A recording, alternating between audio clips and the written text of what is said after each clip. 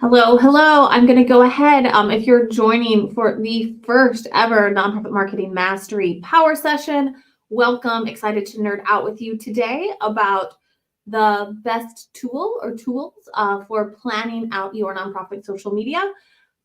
Give me just a second to make sure we are live on both YouTube and LinkedIn. And if you are joining right now, let's see. Am I live? Am I live? If you are joining and you're live, let me know. I'd love to say hello. Let's see. Okay, it looks like I am live on LinkedIn. Let's see. Test. Okay. There we go. Live on LinkedIn and jumping over to YouTube. If you are live on YouTube, give me a little hello. It looks like we are there. I'm ready. Awesome. So super excited to everyone here. We're going to go ahead and dive in to nerd out about all things.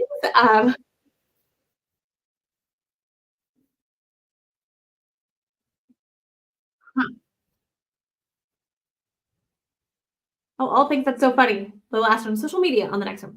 About all things social media. So let's get started. And I'm learning some new things all about failing forward in new technology, right? I'm testing out, if you're curious what platform I'm on, this is StreamYard, and this allows to stream out on multiple platforms. I'm really loving it, but I'm also learning it. So thank you for failing forward with me on social media myself related to technology.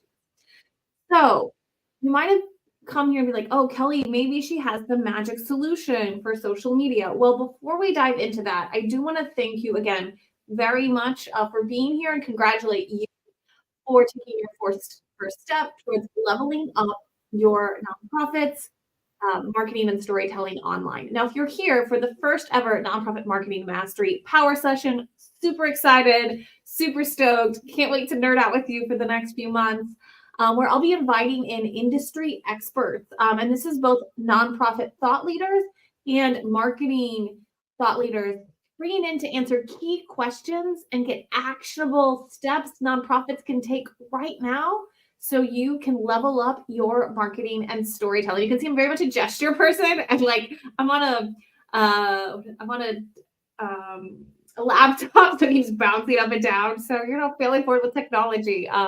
I'm here with you to show up authentically and accurately, and sometimes it involves bouncing computers. Anyway, congratulations for being here. Thank you for joining the first Nonprofit Marketing Mastery Power Session. Excited to offer these free of charge to you for the foreseeable future. So today you will have me, I'm Kelly, the nonprofit marketing nerd. I have, I think, 18 years of nonprofit leadership experience, both as a program director, program coordinator, and as a adult education instructor that transferred into fundraising and development. And I spent the last decade mostly supporting and partnering with nonprofits to help them spread the word of their impact, reach their target audience, and get them to act. And that's really what we're all about. We want to get our people, the people, to know and care about our mission and to act, to join, to volunteer, whatever the call to action is. And I'm here to nerd out with you to help you figure out how to do that. And welcome to 2024, where that means you really need to level up your social media. So if you have any questions, I would love to hear, where are you guys joining from? And slide into the chat box. Let me know where are you joining from. Just a second, I will check it. Where are you joining from? And if you're on LinkedIn, I will apologize. It's a great platform, but I have issues getting the comments in the chat box. So I know last live, so I'm sorry ghosting all the people on LinkedIn. I didn't mean to. It wasn't my intention. But go ahead and let me know, where are you? Awesome. I see Ohio. I see. Oh, yay, Cincinnati. Hey, Cincinnati. Hey, Caitlin. Ah, Chicago. Yay, Midwest. Awesome. I see you. And on LinkedIn, yay, the messages are coming through. Caitlin, Amanda, thank you for joining. Excited to nerd out with you. And I will ask you and anyone else who's watching silently and not letting me know where they're from. I will be asking you if you have any ideas of people you want to hear more from, things you want to talk about. I'm sorry, I'm really good. Just slide into my messages. I would love any, if you really, really hear from some person, let me know. And again, this is marketing thought leaders, industry, students, nonprofit people that are doing marketing well, or maybe even have failed forward with it. Let's learn from other people's mistakes together. So I know you all came to learn more about how to create your social media, but I want to take a step back. Because some people, especially I would say marketing newbies, or maybe like we think planning is the primary thing. Well, if I can just get 5 posts posted a week, that's the goal. The activity is the goal. There, picture goals related to some of those things I discussed earlier. Before we even talk about creating social media content, planning out the social media content, scheduling out the social media content, which are kind of the next steps, let's talk a little bit about first developing our marketing strategy. So before no matter what planning tool you use, if you don't have a strategy and you don't really have to what end for your social media, it's gonna be convoluted, it's gonna be chaos, and you're not gonna reach any goals because you probably don't really have it. Goals for social media is not the activity goal. Like, post 5 times a week. They should be reach, impact, connectivity, what is the end result of the call to action? How many members should we get to this targeted campaign that was based on Facebook ads? And then what was the end result of that? And can we track it? Like those are really what we're talking about when we talk about goals. Before we get to goals, we need to talk a little bit. We're not going to here, but just know that when we talk about a planner, it's not the same thing as a marketing strategy. So your organization should have a marketing strategy that's actually informed by the strategic plan. Those are a lot of layers, right? Strategic plan for the organization, um, informs the marketing plan. From there, you set goals and objectives, and maybe some tactical KPIs. And if I'm speaking a foreign language, that's okay. I will record another video where I go through this more in depth. Um, and then you get to this, which is what we're talking about, which is the tactical implementation. That's based on that marketing strategy. So first, you need to kind of have those ducks in a row.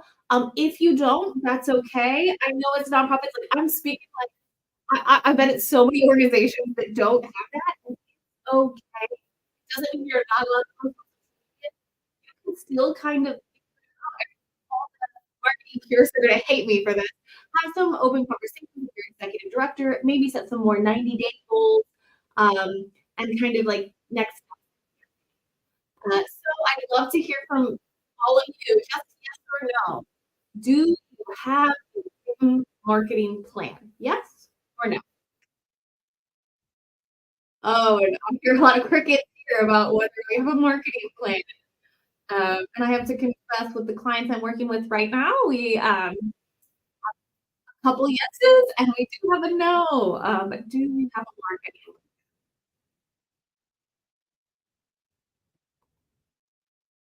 Nobody wants to admit yes or no. Okay, I will keep it as a secret. Um, so I love again your name marketing plan. Yes, no, go ahead and so once you have that marketing plan and you kind of know where you're going and why and who your target audience is, then it gets to what I think and a lot of marketing people think is the fun part, which is really um, planning. Right? So I'm going to walk you through what we use to plan at Nonprofit Marketing Nerd for our nonprofit clients. I will tell you, there are so many systems and processes and fancy things, and it's fine if what you use is a bullet journal. I actually have one right here, and sometimes I revert to it and plan it on here and then put it into my spreadsheet. If you do your social media planning in a bullet journal, then okay. The biggest thing is that you actually plan and do what works. So this is your system. That's okay. Um, I will tell you if your only social media planner is your content scheduler, and we use Metricool entirely for profits.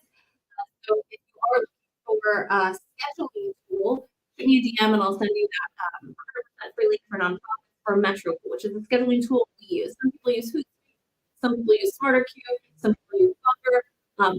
There are positives and negatives to all of them, but a scheduling tool is different than a plan.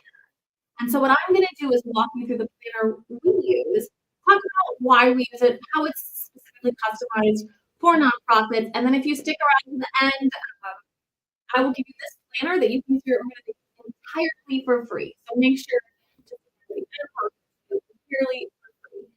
But first, thank you for your patience. While I am scrolling around to share the screen, I would love to hear who use a scheduling tool. And some people just use, especially Facebook is where their organization tends to live, and their target audience tends to live in. Some people do just use the benefits inside of Facebook as a scheduler. And I'm not knocking it, but again, a planner. That's more reactive and that's more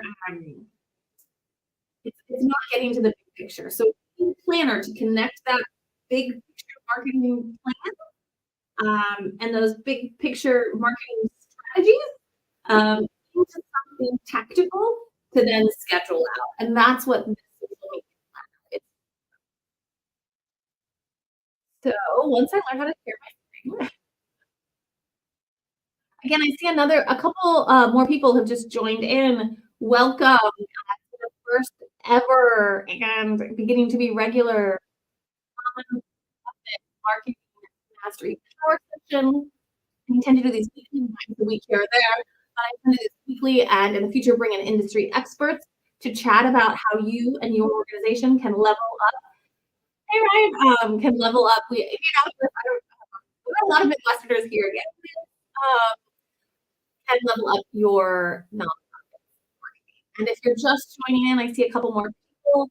And I want to revisit that we just talked about the marketing plan and strategy is one thing, the scheduler is another thing. We're talking about the planner, the way to make sure that strategy for your marketing based on goals, target audience, what are your outcomes, how does your plan actually get implemented, and do that strategically. That's what we use a planner for. So,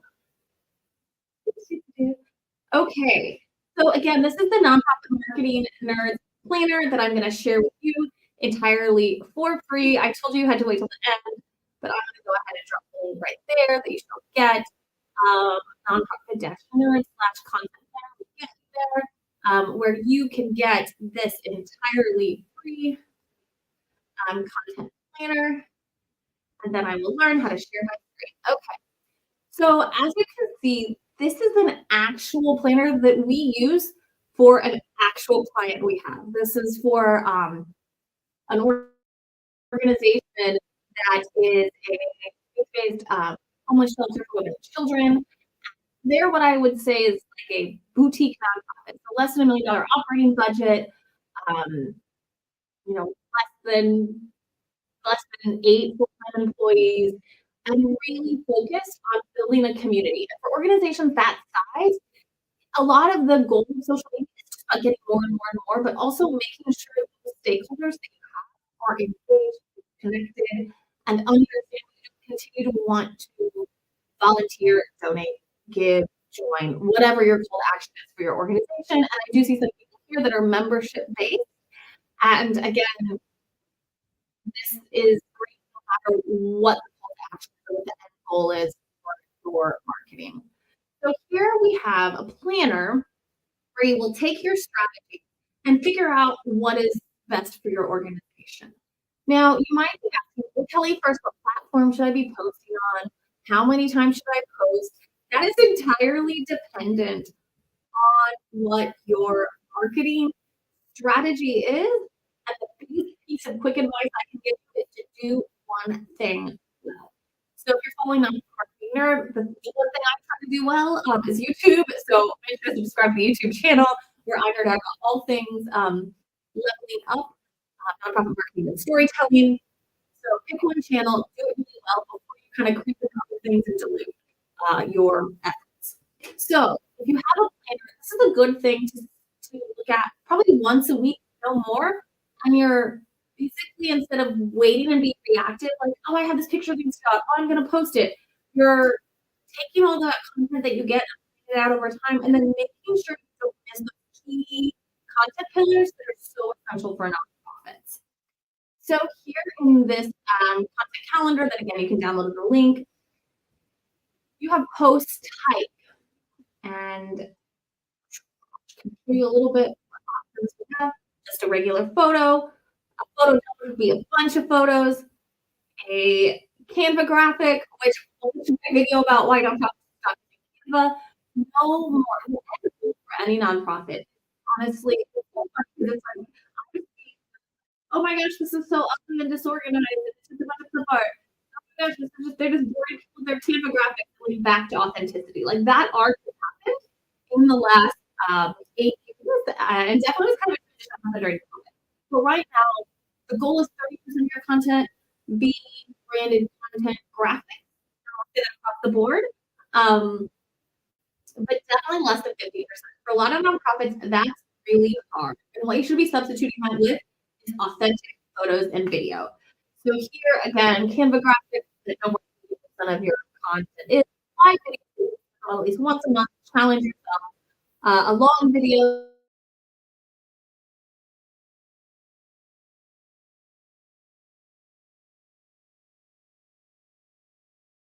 Really not stories.